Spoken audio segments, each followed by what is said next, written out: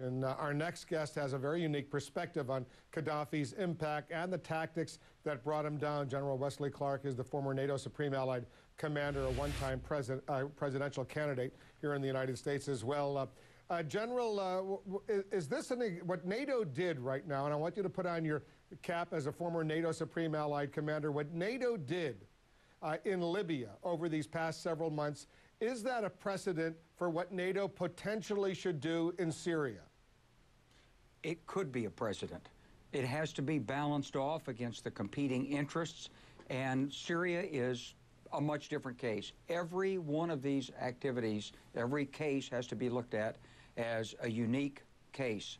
So Syria is going to be different from Libya. But what it does show, Wolf, is that NATO is capable of a sustained effort despite political opposition, despite the fact that some member governments may not actively support it, and despite the fact that if you were on the other side of it, you'd look at NATO and say, look at them all quarreling, they'll never get it done, they'll never get... I'm sure Gadhafi and his group at one time or another would watch the political news and think NATO was going to come apart, but of course it doesn't. Would you recommend to the President of the United States and to the NATO commanders, the NATO allies, that NATO start thinking along the similar lines, doing in Syria what it has just done in Libya? Well, I'd like to keep any recommendation I'd make along that lines personal and private. But what I would say is this, that the people in Syria are in desperate condition. They need assistance, they need support, they need moral support from the outside world.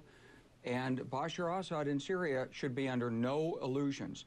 If the Syrian people have sustained their resistance against his rule month after month after month through all the brutality and punishment he's doled out, they're going to be resisting him for a long time. His days are numbered. He's going to go the way of Gadhafi.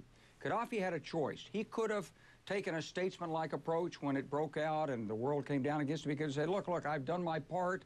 I've made Libya a nation. I've gotten rid of the colonials. I've taken oil back for the Libyan people. And it's time for younger leadership. He could have gone out in a statesman-like fashion. So could Bashar al-Assad. Because Gadhafi did have many opportunities to leave Libya. Even he said he would never do that, but he could have. He had free passage. His sons certainly had an opportunity to go to a third country. They would presumably be alive, living very well right now, because they certainly had stashed away a lot of money in overseas accounts, money that the international community and especially the new Libyan government is looking for right now. But they decided to stay there to fight for their regime, and now they've paid that price. As we know, Moammar Gadhafi dead, and now the picture of Mutassim, one of his sons, shown on Libyan state TV, dead. Reports that Saif al-Islam also dead, although we have not confirmed that yet. The most important mission that NATO undertook in Libya, as you know, and this is why the United Nations Security Council, with Arab country support, went ahead with it, General, was to protect civilians, prevent a bloodbath from unfolding in Libya. And I come back to the situation in Syria. We now know, according to the United Nations and other international groups, 3,000 Syrians, most of whom were just protesting peacefully against Bashar al-Assad. They are now confirmed dead. So many other thousands imprisoned. Many have been seriously injured. Is it time for the UN Security Council to consider a similar resolution as far as Syria is concerned, to do something to protect the human rights situation and protect civilians in Syria? Absolutely it is, Wolf. The United Nations is long overdue in taking a strong stand on this. It's been blocked by the governments of Russia and China.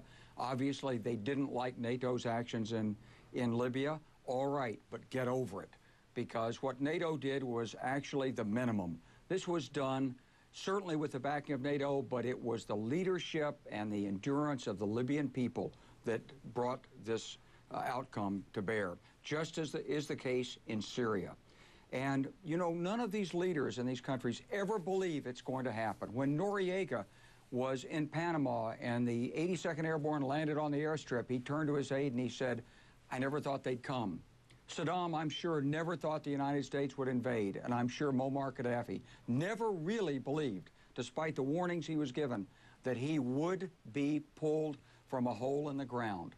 And yet, that's the way it happens. And Bashar al-Assad in Syria should recognize that when there's a strong sense of injustice, when people's rights have been violated like this, people will rise up, and in a democratic age, there's no holding them back.